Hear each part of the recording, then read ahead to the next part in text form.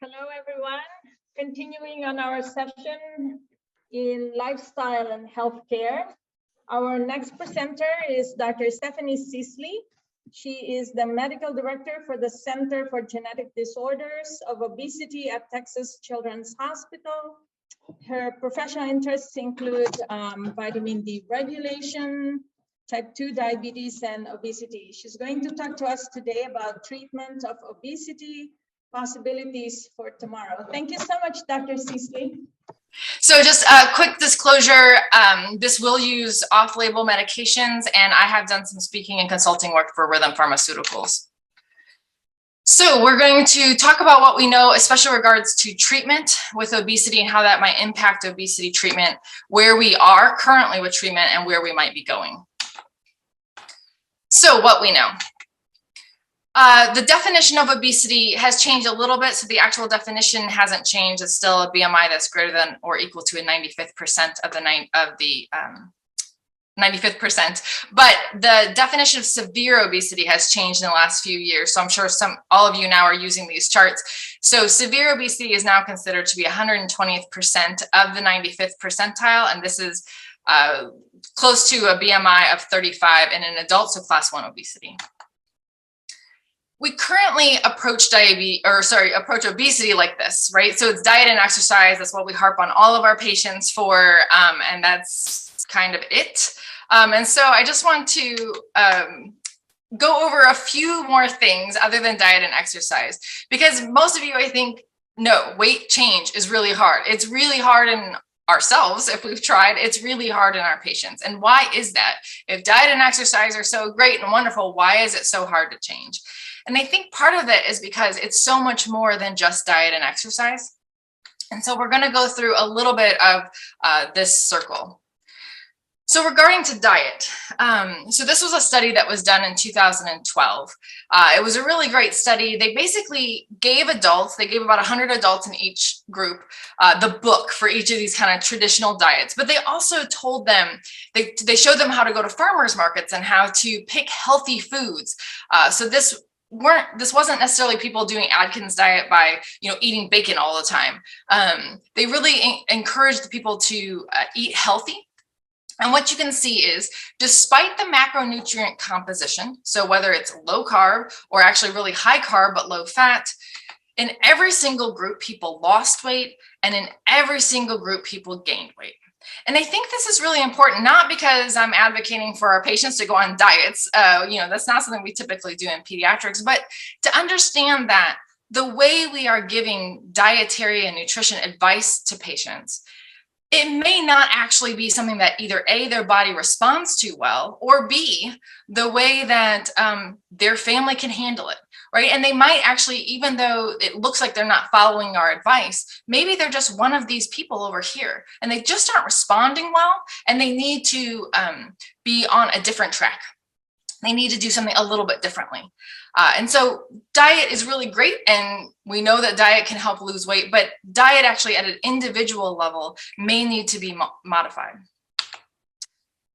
Exercise, so another mainstay, right? So in this study, they actually brought people in and they observed the exercise. So this is not reported. They know for a fact that they did this amount of exercise. So this is moderate to vigorous exercise. And what you see is kind of same thing. In people who came in and didn't do any exercise at all, clearly people gain weight, but there's also a bunch of people that lose weight. In people who came in and exercised 200 basically minutes a week of moderate to vigorous activity, there are still people who gained weight. So when our patients come in and say, yes, this is what I'm doing for exercise, they very likely are telling us the truth. And in every single group, these groups don't look that different, right? They look about the same. People lost about the same amount of weight, not exercising at all, as they did with exercise. And so I think it's just really important to know that exercise in and of itself may not result in weight loss. And that idea was kind of confirmed in a study where they looked at children. And so in children, they did observed exercise for 2 months, and then they kind of told them, keep what you are doing. So for this period of time, they aren't observing them. And in the group that had observed exercise versus that didn't, there's no statistically significant difference in weight, whether you exercised or not. So Does that mean we don't tell our patients to exercise? Certainly not. Exercise is great, and they should absolutely do exercise, right? There are so many metabolically beneficial as well as just mentally beneficial things about exercise. But I think when people are just looking at it from a weight loss standpoint, it could be really frustrating if you really think you're going out there 3-4 times a week and doing something, and you don't really see the scale differ that much. Now, over the course of time, exercise seems to be really important for weight maintenance. And here you see that at 6 months, there was some statistically significant difference between the groups, but not at 12.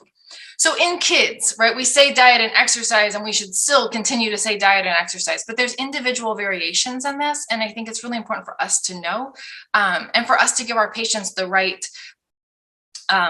thoughts going forward as to what really this is going to do for you.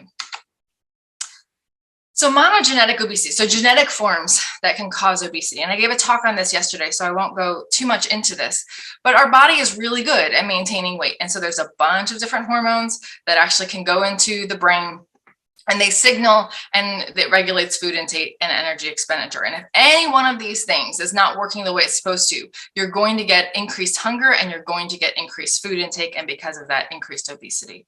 So those kind of rare disorders are well known, and we're finding out more and more every single year. But not only genetic forms, but actually epigenetic forms. So this was a study that was done by Rob Waterland, who's at the Children's Nutrition Research Center where I work. And basically they took these mice that tend to be unhealthy, and they were pregnant, and they fed them regular chow that, is healthy for a mouse. And in their offspring, about 3/4 of them look like mom. They're kind of unhealthy. They have extra weight, but 1/4 of them actually are lean and in better health. Then they took another group of moms, and they just fed them a diet that was rich in methyl donor groups. And so this is just changing diet. And in that group, 3/4 of the mice actually are lean and in good health, and only 1/4 of the mice actually are in poorer health. And so I just bring this up not to make every woman in the room who has had children feel bad. That's what I tell Rob every time he gives a talk, is that he makes me feel bad as a mom. But to say that the kid who's sitting in front of you may actually have things going on in their body that we can't test for. This is not a genetic change. This is methylation of a gene that causes that gene to be expressed or not expressed. And it may actually be something that happened in utero. They might literally be programmed to be in poorer health or in better health. And so you might be fighting things in the person in front of you that's really hard to test for and really hard to treat. But clearly, right, we need to do more work in this area. But this is a real phenomenon. And then altered physiology. So there's a lot of different things that can actually impact weight gain. So clearly disease processes, right? We have all seen Cushing's disease and the weight gain that can come from that. There's hypothyroidism, which tends to cause weight gain more in adults than in kids. And then puberty. And this has always been an interest of mine as to why there's some kids that when they hit puberty, right, the weight just skyrockets on, and there's others that don't have that effect at all. There's iatrogenics. Sometimes we do this because we have to, right? The child needs insulin, they need steroids, they need an anticonvulsant. So there's a lot of meds out there that are known to actually cause weight gain. There's environmental causes, and the data on this is not nearly as clear, but it's not surprising to think that something in our environment, whether it's pesticides or plastics or something else, might actually cause weight gain. Disrupted circadian rhythm. So everyone who's gone through fellowship and residency and has had their sleep disrupted probably can understand the weight gain that occurs from that. And then there's neuroregulation that occurs after weight gain and weight loss. And I'm going to show you just a little bit of this data. So this was a program where they did a kind of weight loss meal replacement program for 10 weeks. Patients lost about 10 kilograms, over 10 kilograms of weight. And then they kind of did a maintenance treatment. So as during the maintenance treatment, they kind of gained the weight back. Now, what I want you to point out here is at week 10, this is where their weight is the lowest. They've lost weight. This is the blue line here. Ghrelin, your hunger hormone, the only hormone that we have actually that makes you feel hungry, goes up. Your weight goes down, your hunger hormone goes up. Amylin, one of the hormones that actually makes you feel full or makes your food intake goes down, this hormone goes down. So when these people have lost weight, their body physiologically is fighting back. Hunger is going up. The hunger hormone ghrelin is going up. The hormones that actually cause weight or appetite suppressant are going down. So when patients lose weight and then they say, I feel like I'm starving, they really feel like they're starving. Their body thinks that they're starving. It's trying to get the weight back up. And so understanding this so that we can tell our patients, hey, you're fighting against a real thing here, right? And how do we help you at this stage when you've lost the weight? How do we help you battle this true physiologic process that's going on in your body? In 2016, they looked at the Biggest Loser competition, right? So these are people who have severe obesity. They lose a ton of weight. So on average, they're losing 60 kilograms of weight over a little over half a year. And then they looked at them 6 years later. And 6 years later, most of them have regained weight. Several of them have gone back to where they were, or a couple of them even higher. Only one person here has lost additional weight. And so 6 years later, they've regained a lot of the weight, not all of it, but a lot.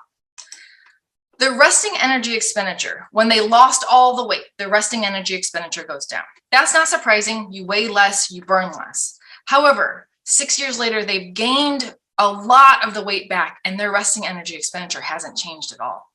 So you can imagine now if they're in this state and they're trying to lose weight again and their resting energy expenditure is lower than it was before, how much more you have to be in deficit to lose the weight again. And so just really good data to show that when people kind of yo-yo diet and they go up and they go down and they go up and they go down, those are physiologic processes that they're fighting against. And hopefully we will eventually be able to kind of come in and intervene for them to be able to help them battle these processes. And then there's a bunch of other influences that have direct and indirect effects and that are really important. So cultural, mental health, and socioeconomic status, right? So all of this together makes weight control really hard. So where are we with treating this, right? We have so many children that are struggling, and where are we? So we do have a few therapies that we can intervene with in addition to diet and exercise. And so the current consensus guidelines state that you should think about using pharmacotherapy if the BMI is greater than or equal to 120% of the 95th, or if they have obesity and a comorbidity. Obviously, they should have tried and failed lifestyle therapies. And I tell all of my patients, none of these drugs are silver bullets, and they will not work if you do not have the drug and exercise piece going on with it. So they need to already have this going on. And then when to use it long-term, you should use it long-term if they've responded. And the kind of current consensus is if you lost 5% of your BMI after 12 weeks. I will admit, I don't always use this. I think there's times where they seem to be responding. And so I'll keep them on a little bit more, but this is the current consensus. So what do we have? We have liraglutide. So we've had liraglutide for a little over a year now. And this is the data from adolescents using liraglutide. And so you can see that placebo over the course of a year goes, their weight literally goes up, and liraglutide, they actually do lose some weight. They stop the drug, the weight comes back. If you look at relative change, it looks the same. This looks great, and it's on average a 4 kilogram loss, but I think this is really important to look at. This is the individual waterfall plot, and what you can see is that actually under half of the individuals lose 5% or more, which means that under half are responders. About a quarter of them actually lose 10%. So when I'm counseling people, I tell them about half of the people don't actually respond with weight loss, or at least what we would consider a response to the drug. In placebo, about just under 20% had that kind of response therapy or response threshold. And then about 8% had a 10% or more. And this just kind of shows what placebo and what lifestyle can do. So if you want to prescribe liraglutide, the information that's currently available is it's FDA approved for 12 years and older. It's known for its GI side effects, which is why we titrate the dose. And most of you are probably familiar with prescribing Victoza, so prescribing liraglutide for diabetes. There are some other side effects. Just of note, the only one that's statistically greater in the treated group that's not a GI side effect is dizziness. We titrate the medication just like you do for diabetes. You titrate it by 0.6 milligrams per week. The difference is the max dose is 3.0 instead of 1.8. And just like liraglutide for diabetes, there's the black box warning for C-cell cancer. The other FDA-approved medication we have is orlistat. So the data from orlistat shows that it's about a 2.3 kilogram loss on average. And again, when the drug comes off, you kind of regain the weight back. And the side effects for this are the known kind of fatty, oily stools. So of note, 50% have this side effect, 16% have it more than once. Abdominal pain, 22% overall, 6.5 have it more than once. Flatus with discharge, so 20% to 6, and then fecal incontinence can happen in almost 10%, and 2% have that more than once. The non-GI side effects, headache and upper respiratory infection. That's the end of the drugs that we have available. Well, we do have bariatric surgery available in adolescents. And so this is 3-year data. Sleeve and bypass are about the same as far as efficacy. If you look at what it does for comorbidities, there was a really great study a couple years ago that compared the Today study with the Teen Labs study. So BMI change, Teen Labs clearly has a lot more BMI change than the Today study. And if you look at hemoglobin A1C at baseline, there's a little bit more maybe that had normal A1C compared to the Today study, but 2 years in, a significant number of patients have either normal and almost all of them are either normal or pre-diabetes, as opposed to the Today study 2 years later, there's still a significant number of them that have diabetes. So diabetes kind of gets worse, whereas diabetes, the incidence gets better over time with bariatric surgery. So bariatric surgery is a really great option for some people, but just like everything else, there's individual responsiveness. So you have people that lose an insane amount of weight, but you also have people that don't respond at all. And these are basically irreversible surgeries. So they say Roux-en-Y is reversible, but that's a really hard reversible surgery. And so it's not great for everybody. Plus, obviously, this is only normally typically done in people who are done growing. And so again, it's not an option for our younger patients. And then just recently, setmelanotide became available for a very small subset of patients with obesity. So if you have POMC, PCSK1, or leptin receptor variants, setmelanotide is FDA approved. You can see that for POMC, there's about a 32 kilogram weight loss average. For those that are less than 18, the BMI Z-score change is negative 1.6. So there's only 4 of them, but that's a pretty good response. Normally in obesity studies, it's considered good if your BMI change is negative 0.5. And leptin receptor, not quite as good, but still 16 kilogram loss and a BMI Z-score change of negative 0.5. And again, there's only 3 pediatric patients in that study. So setmelanotide is FDA approved for age down to age 6 if you have a POMC, a PCSK1, or a leptin receptor deficiency. And actually, these include the FDA regulations include VUSs. So it doesn't have to only be a pathogenic. The max dose is 3 milligrams a day for all ages. The titration dose is a little bit different depending on your age. It is a subcutaneous injection, and just so you know, at this point in time, it's a multi-dose vial. They do not have a pen yet. So it is a needle and vial. And then the side effects that were presented with the data were almost all of them have injection site reactions, and a vast majority of them have hyperpigmentation. This works at the melanocortin receptors in the skin as well. So they do, they look very tan. And then there's some kind of typical GI diarrhea, headaches, and nausea. Now, this study was not placebo controlled. So while I can guarantee that the hyperpigmentation probably wouldn't occur in a placebo, the rest of these might also occur in placebo, but this was not a placebo controlled study. So that brings us to the end of FDA approved medications, which is pretty dismal, especially if you're under 12. There was nothing that I presented that is available to a person who has a non-genetic form of obesity. So hopefully most of you will want to off-road a little bit with me. So on the adult side, there are some approved medications that are not approved in pediatrics. So there's phentermine, there's the phentermine topiramate combination, which is Qsymia. There's naltrexone bupropion, which is Contrave. Lorcaserin was available, however, has been taken off the market in the last 2 years. For binge eating disorder, lisdexamfetamine, which is Vyvanse, is approved. And then semaglutide, which is the weekly Ozempic, is approved for adults. Now, phentermine topiramate. So this is the adult study, the kind of original study. And so you can see that in adults, about 10% lose or have the 10% loss in the high dose and about 5% with the low dose, kind of controlled release groups here. So it's really hard to get Qsymia in pediatrics. There was actually a study done Pennington, Daniel Sia, and his group did a short-term study where they looked at 56-day response. And you can see that in kids, in adolescents, phentermine topiramate combination causes body weight loss in children as well, whereas placebo kind of gains. So this was kind of a short-term study. But it's really hard to get Qsymia. It's an expensive medication. Most patients can't really afford it. So this is a case report by Claudia Fox and Aaron Kelly in Minnesota. And what you can see here is that this patient kind of does lifestyle, summer hits, they gain some weight, and then over the course of time, they just kind of regain the weight.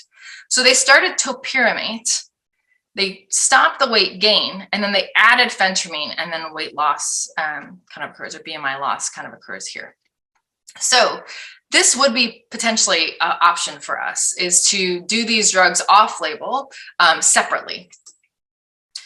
Topiramate alone in adolescents, so the same group looked at their group of patients who were treated with topiramate. And the blue line is kids who only had topiramate, and then the black line is who had topiramate and maybe something else, another drug. And you can see that overall, over 6 months, there's a trend towards decreasing BMI. And then you can see their individual responsiveness. So some people respond really well and some people don't respond. And then they also did the same where they looked at those, they did a study where they actually gave phentermine versus standard of care. So that's what the SOC means. And overall, they lost about 3.2 kilograms over 6 months on average. So that's kind of what the drugs do in and of themselves. Now, I'll admit, I trained in Ohio, and in Ohio, phentermine is really not a great drug to use because it technically is FDA approved only for short-term obesity, short-term weight loss. So you can only use it for 12 weeks.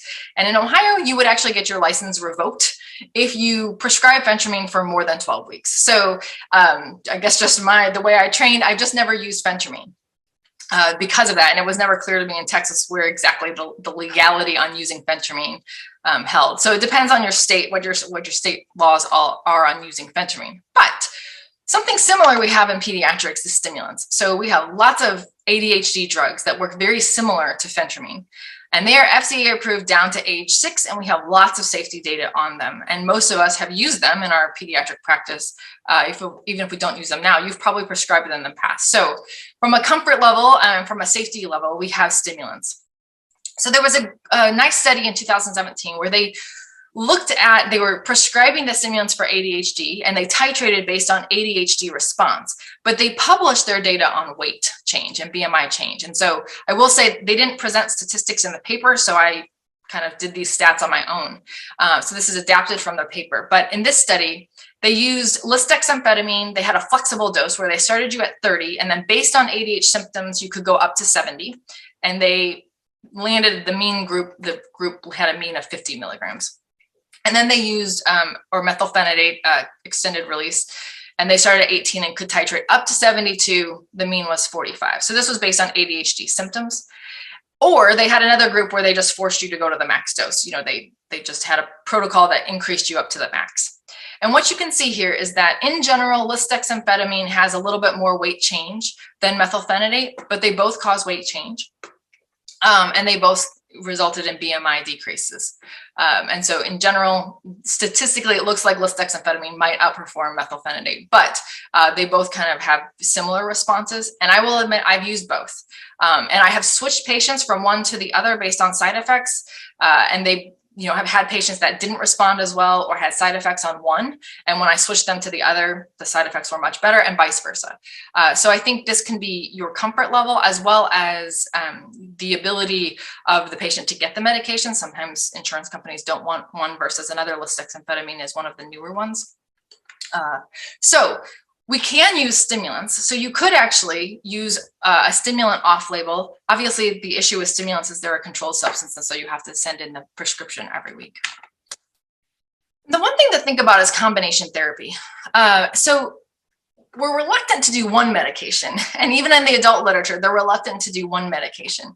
But these medications work in different areas of the brain. And so like Contrave, naltrexone and bupropion, tends to work more in the frontal cortex and tends to have more of an effect with cravings versus like liraglutide or phentermine topiramate, which can work in the hypothalamus area and have more effects on food intake itself, as well as, other effects peripherally. And so thinking about the patient in front of you, one drug, as I kind of showed before with the phentermine topiramate, right? That combination, which is now an FDA approved combination, but that combination works well because it's using drugs that are affecting different parts of the brain. And so for us to think as well, like if we've started one medication, maybe another one on top of it might be helpful. And especially just to know where these drugs work as to know which one might be a good combination to put on top of that. So unfortunately, there's not a lot of really good data on naltrexone for me to show you. So this is one case report. Naltrexone is another drug that's we can use off-label. This study looks at a patient who had hypothalamic obesity, and so you can see has surgery. So as right here has the brain tumor, the weight goes up, has surgery, the weight comes down, but then kind of skyrockets again right after part of the hypothalamus is removed, resulting in hypothalamic obesity. And so they actually start oxytocin, which has a little, some effectiveness, but then they added on naltrexone. And again, they can continue to see increased effectiveness over time using the combination of the two. And there's not a lot of good data, especially for oxytocin with general obesity. There's some data for oxytocin with hypothalamic obesity, but this is just kind of one possibility. Naltrexone is one possibility that you also could use off-label. So where might we be going? So in the pipeline is Tesomet. So this is for Prader-Willi and for hypothalamic obesity. Setmelanotide for other genetic forms of obesity. Semaglutide, so the once weekly agonist, is definitely in the pipeline for diabetes and is also for obesity. And then oxytocin for hypothalamic obesity. And then, as I had mentioned before, lorcaserin was taken off the market before, but I'm sure there will be other serotonin agonists in the pipeline in the future. So what else is in the pipeline?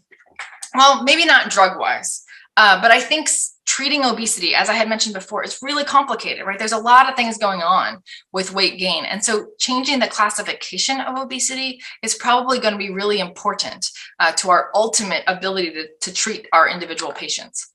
Because there's a lot of different causes. There's the monogenetic causes, which clearly, if you have a POMC deficiency, you're going to need something different than someone who does not. There's the syndrome related. So if you have Prader-Willi syndrome or Smith-Magenis syndrome, there's a lot of other things going on in your life and your ability to respond to different therapies. Smith-Magenis syndrome, for instance, has significant sleep disruptions, and therefore they need actually sleep therapy and sleep drugs in order to probably be able to eventually establish a healthy weight. There's timing differences. I feel like it's pretty obvious that if you develop obesity at age 7 versus developing it at 57, there's probably something physiologically different going on there. There's metabolic effects, right? So the person who has a BMI that's 60 and yet doesn't have any problems at all with diabetes or lipids or anything, right? Versus the person who has a BMI of 29 and yet has diabetes and hyperlipidemia and blood pressure, right? Different metabolic effects, which means that there's different probably causes of the obesity and also different results of the obesity. Body distribution, right? The people who have the adipose tissue all centrally versus peripherally, again, different processes and probably needs different treatments. As I mentioned, there's diets. People respond to different diets differently. People respond to drugs differently.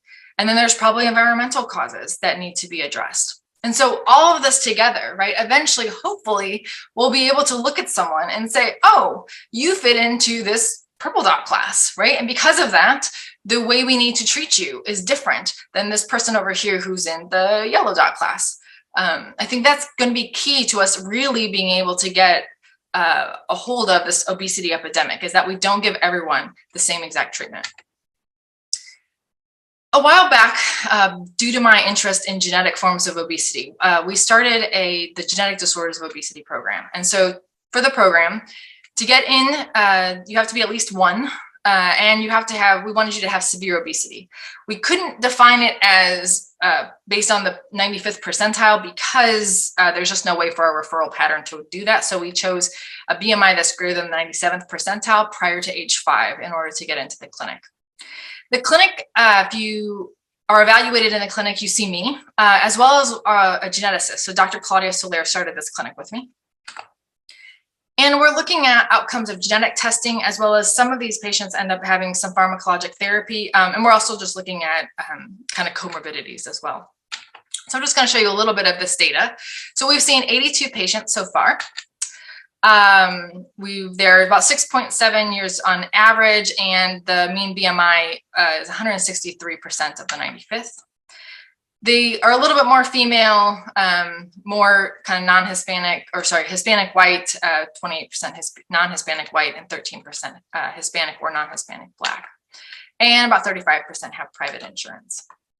So you can see this is just the 120th percent of the 95th and the 140% of the 95th. And so they have, a lot of them have severe obesity.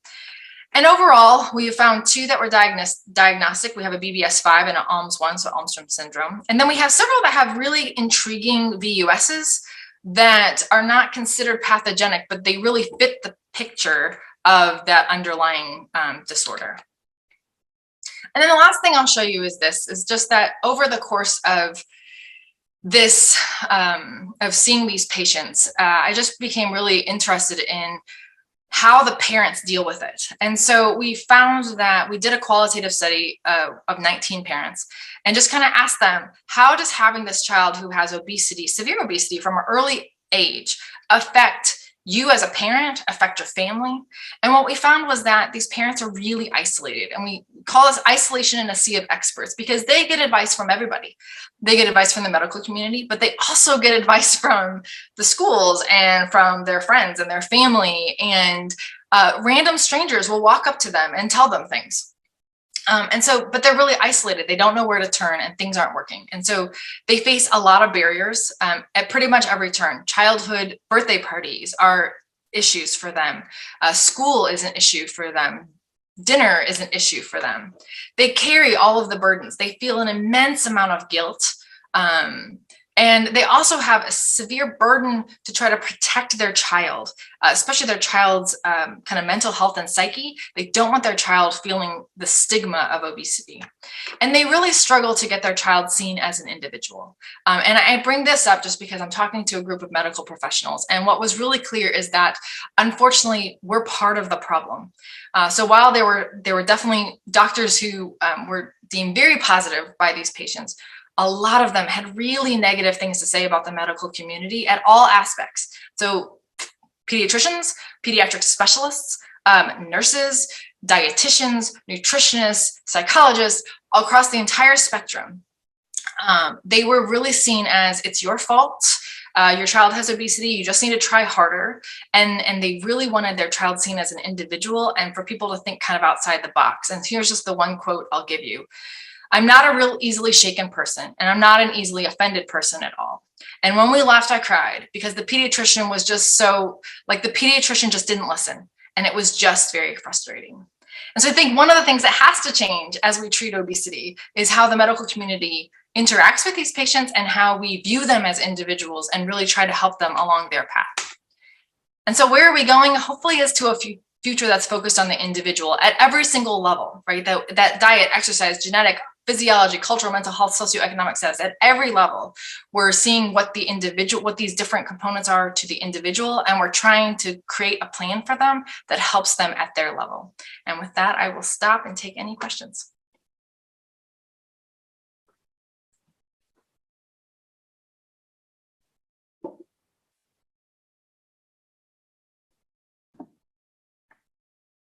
Dr. Sisley, this is an excellent presentation. Thank you very much. I totally relate with you, being a pediatric endocrinologist and seeing all these patients.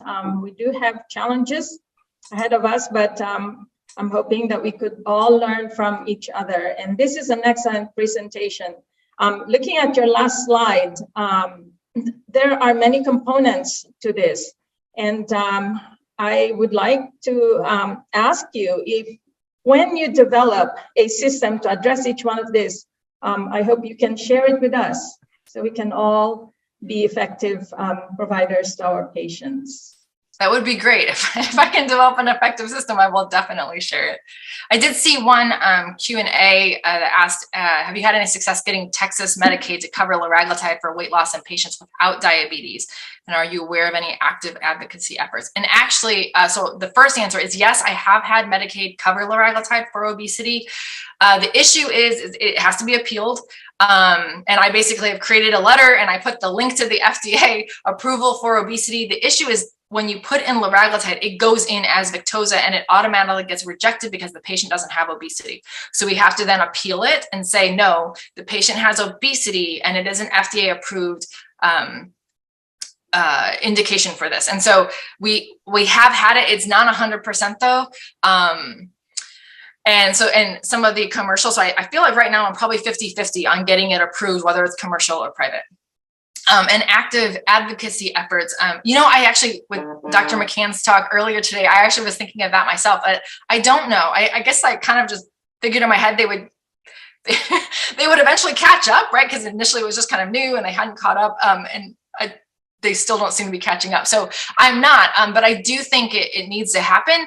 And I would be happy to partner with anybody to actually do some of that advocacy work to help our patients get that medication.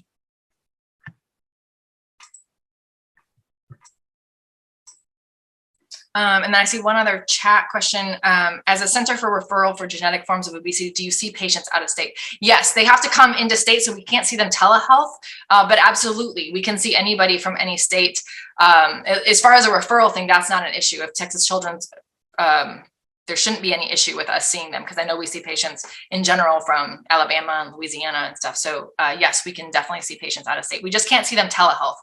So that's that's the only catch. And a lot of times with some of my patients, especially if I do drug therapy with them, I'll do telehealth appointments so that they don't have to come to the med center, but I can't do that if they're out of state. They have to be inside the state of Texas for that.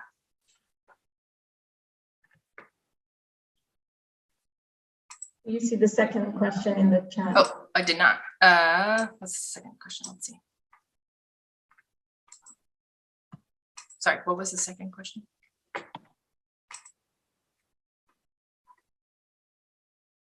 Oh, it was just a comment. You did answer the question.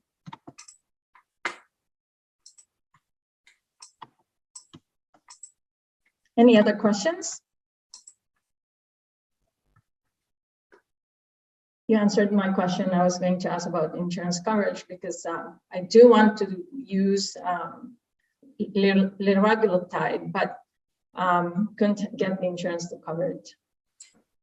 Yeah, it's definitely an issue. And if anybody, if you want to, my email is my last name, Sisley@bcm.edu. I'm happy to share the paragraph I've created. Like I said, it doesn't work all the time, but sometimes it has worked. If you can email that to me, I will take it and I will spread it around. Sure. Thank you so much for letting me talk. Thank you very much. Thank you.